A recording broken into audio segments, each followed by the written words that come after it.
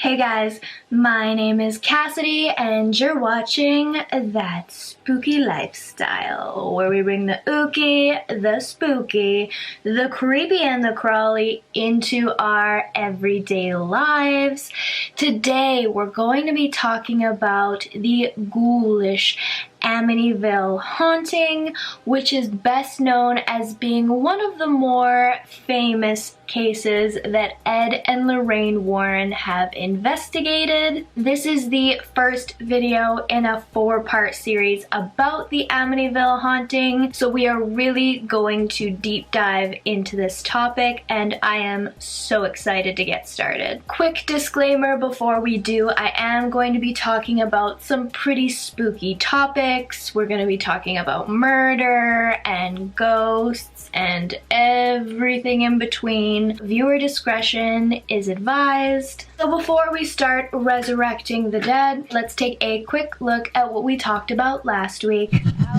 But today we're going to be talking about a murder court case that Ed and Lorraine Warren argued had demonic influence. David started seeing this old man on the property. This old man even started pushing and shoving David. As the days went on, David started having panic attacks about this old man beast creature, saying that he was trying to get into the house and he wanted to hurt the glass. Spine chilling. I'll link it above in case you haven't seen it yet. Definitely check it out. As with all my spooky videos, I will be finishing my makeup as we talk about Amityville, but if you're ready to get started, let's jump right in. Help me.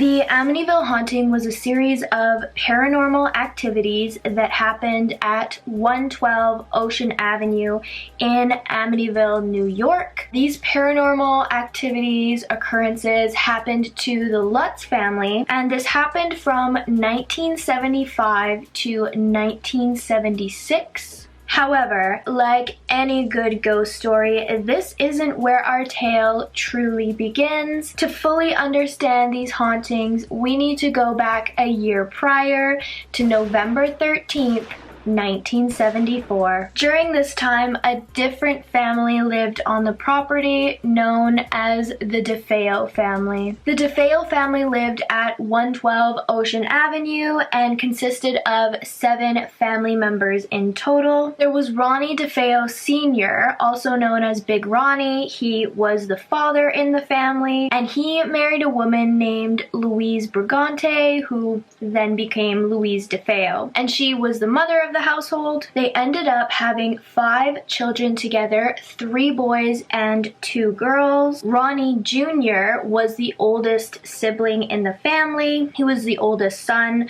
He's also referred to as Butch a lot by his friends and family. Then there was Dawn. She was the oldest daughter. And then Allison, then Mark and John were the youngest 2 boys. Try not to get overly confused. I'm going to be referring to the dad as Ronnie Senior, and I'm going to be referring to the oldest son as Ronnie Junior. So just try to keep those 2 in mind. The family dynamic is a bit complicated, as allegedly both the Defeos and the Brigantes had ties to the mob. Louise Defeo, previously known as Louise Brigante, was a bit of a daddy's girl. Her dad was Michael Brigante Sr., and he owned a car dealership. And so when Louise married Ronnie Senior, Michael gave her husband a manager position at this car dealership, helped set them up for success, and I think it was also to get a hand with the extra illegal activities that happened at the car dealership after hours, you know. Allegedly, this car dealership was really just a front or a disguise for the illegal activities that would happen after hours, as Michael Brigante had pretty close ties to organized crime and dirty cops, drug dealers. Like, it was kind of supposed to be like the shady organized crime, not like, you know, stealing people's purses or anything like that. This was for bigger operations. Rumors even circulated that they would use the dealership's melting pot to dispose of weapons and evidence, and sometimes even bodies.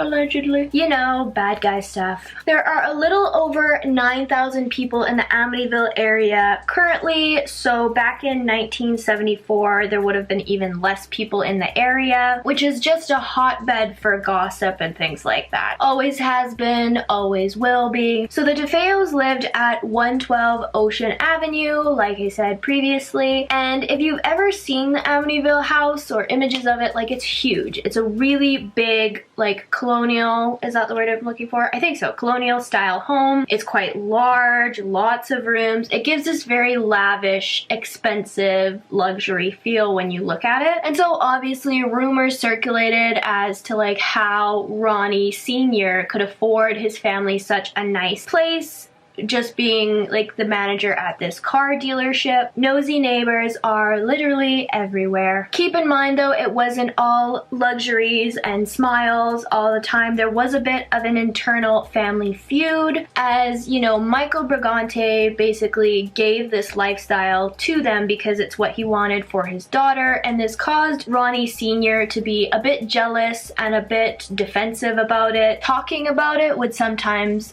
set Ronnie Senior off, and Ronnie Senior does have a temper, as we will get into, and this definitely, you know, having this lifestyle given to them by another man just didn't really sit well with him, especially because Ronnie Senior also came from a allegedly mob background, and his family was also quite well off, so he was supposed to be like, I'm the man of the house kind of thing.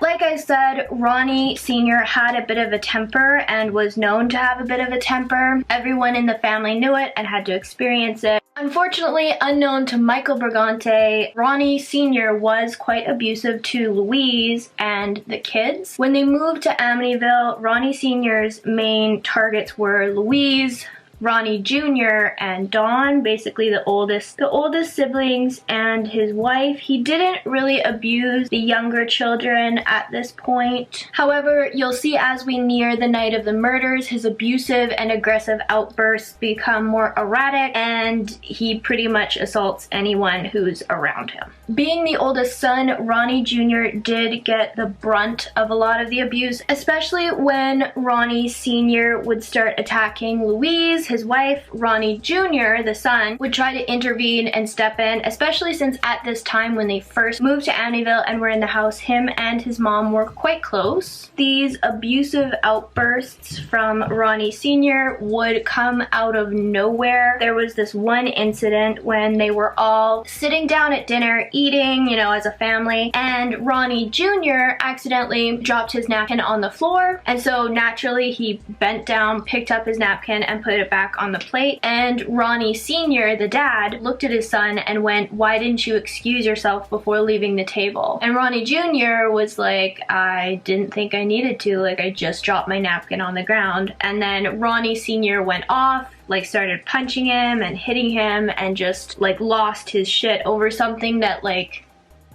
wasn't an issue. It wasn't even anything. And so to have someone in the family who's that unstable and can go off at any moment, everyone in the household was sort of tiptoeing on eggshells all the time because they just had no idea what would set Ronnie Senior off next. And his nickname was Big Ronnie, and he was actually quite a large man, so he would have been powerful, you know. So I'm sure that terrified them even more. Part of the crazy thing too is after this dining room incident where, you know, Ronnie Jr. dropped his napkin and they freaked out and they were punching each other and fighting, Ronnie Senior sat back down at the table like nothing had happened and continued eating his dinner once he was done freaking out on his son.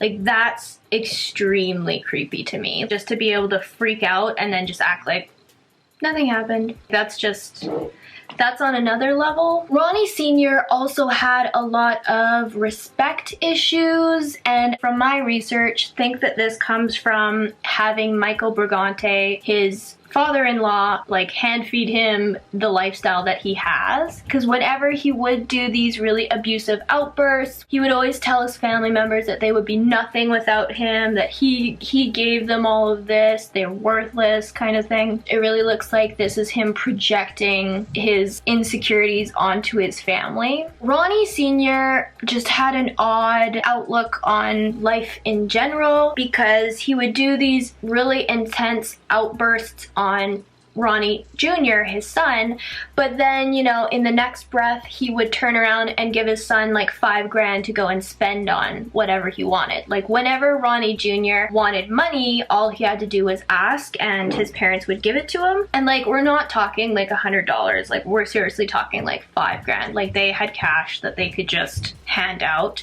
And now I'm not sure if some of this is from guilt of like how abusive the family dynamic was, or if it was part of Ronnie Senior's insecurities and he wanted his son to go out and show everyone how much money they had, that he could just give his son $5,000 to go buy whatever he wanted. Like, I'm not sure what the narrative really was there, but it was something that was happening. As you can imagine, growing up with a father like that, Ronnie Jr. did get a bit of a reputation for being a hooligan with his friends. It wasn't like they were malicious or, you know, specifically going out to cause trouble and ruin people's lives. It looked more like him and his friends would go out, they would go drinking, and then at some point in the evening they would end up getting into bar fights or, you know, accidentally breaking stuff as they're fighting. I think we've all kind of known people like that in our lives. It's like they don't mean to be disrespectful or wreck things. It just kind of happens throughout the night since they've been drinking and,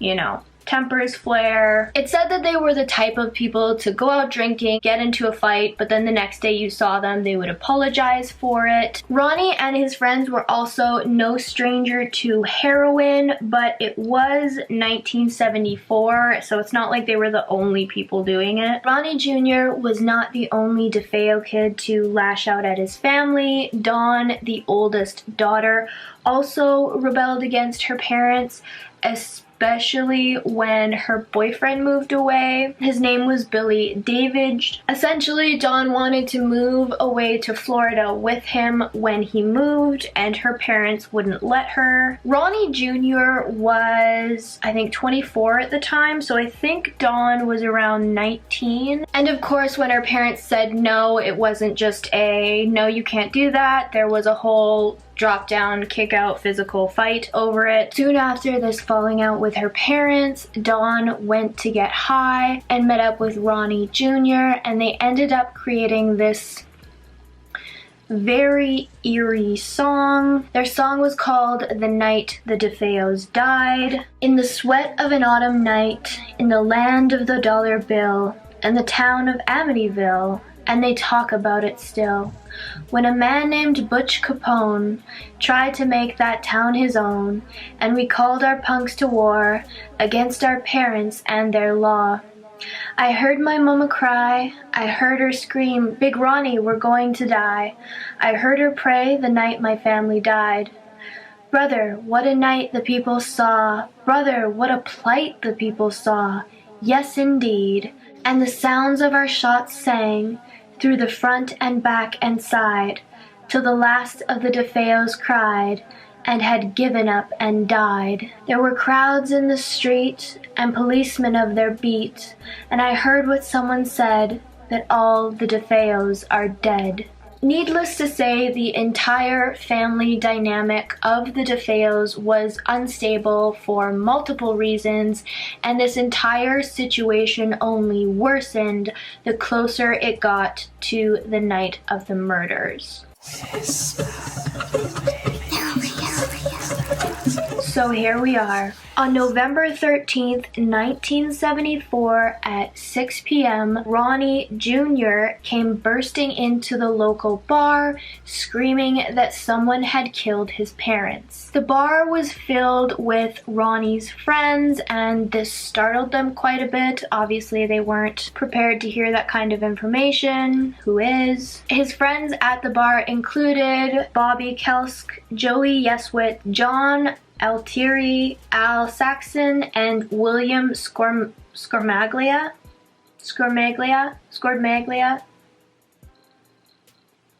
I don't know.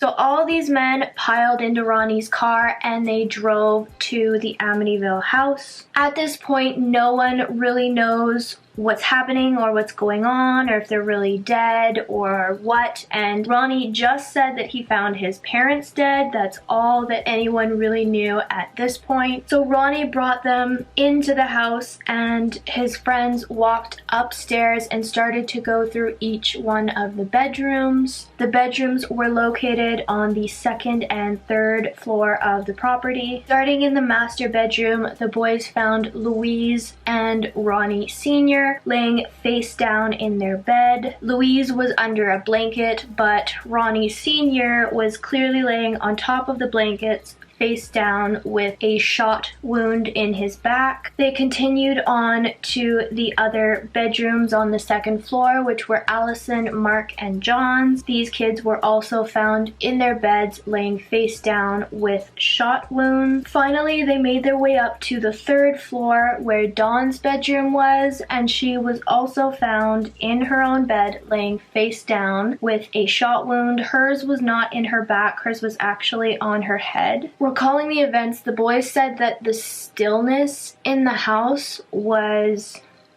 just unforgettable. So it's at this point that Joey Yeswit calls 911, and I've actually included a link to the transcribed call in case you guys want to look into it further. Soon after, Officer Kenneth Gruguski of the Amityville Police shows up to the Amityville property to check out what happened. At this point, all the men were in the front yard and basically consoling Ronnie Jr., who was crying uncontrollably and just in shock and disbelief. Ronnie Jr. was questioned at this time, and then he would later be taken to the Amityville precinct for further questioning, and then he would be moved again to the Suffolk County Police Station to be interrogated further. In the hours after the murders took place, the Amityville neighborhood really became a frenzy.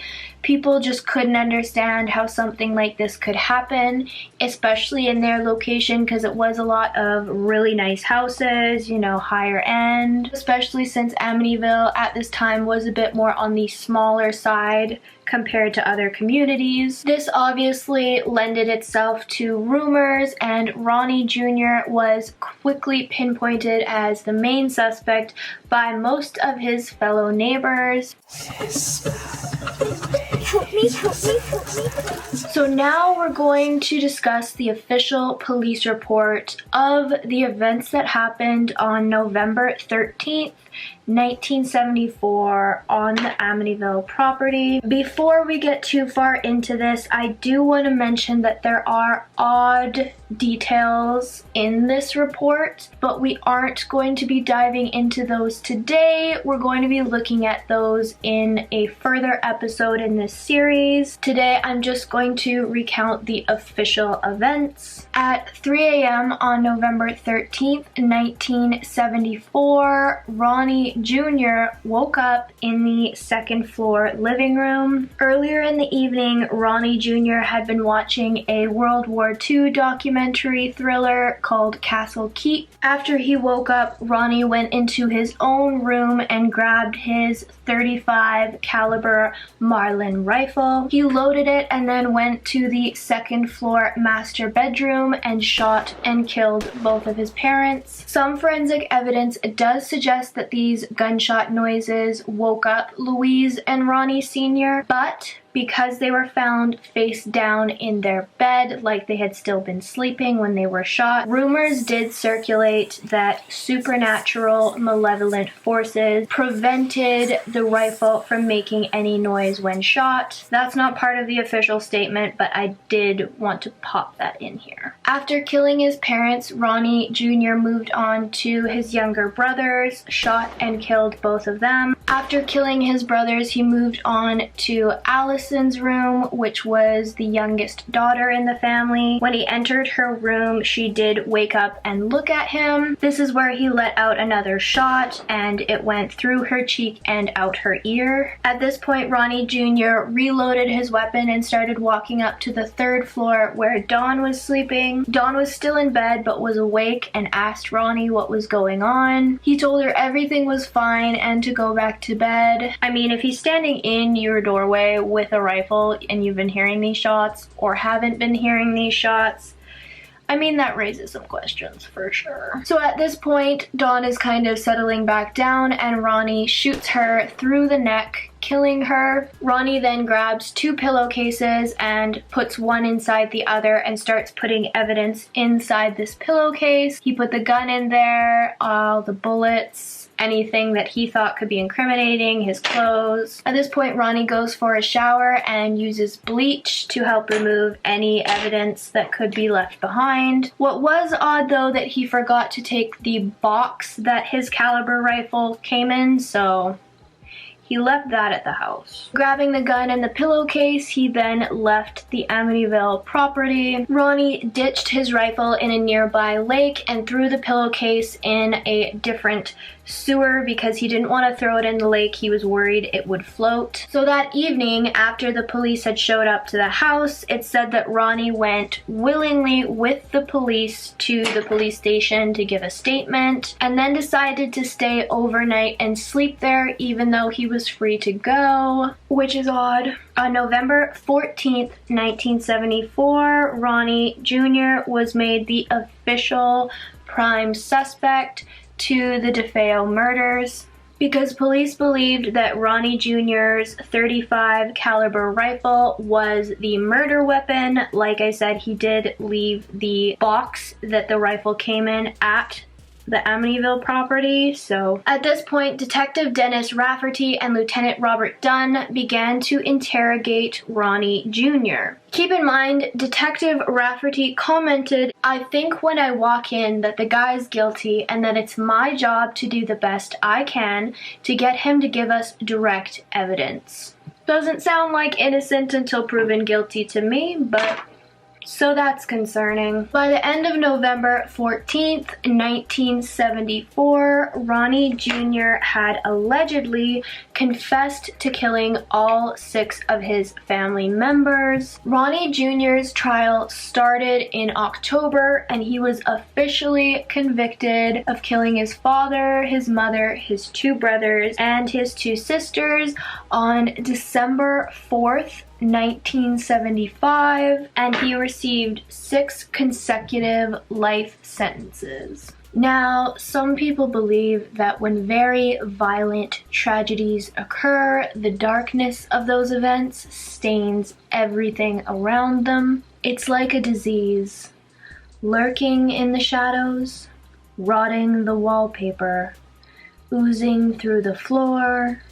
Slowly but surely, the ghosts of the past show their malevolent intentions. Only 1 year after the Defeo murders took place, the Lutz family moved into the Amityville property at 112 Ocean Avenue, only to flee from horror 28 days later. And that's what we'll be talking about in part 2. Make sure to subscribe so you don't miss our next video. Find me on Instagram if you enjoy witchy content. Find me on Facebook if you enjoy Halloween memes. I hope you guys found this video interesting, and I will see you in my next one.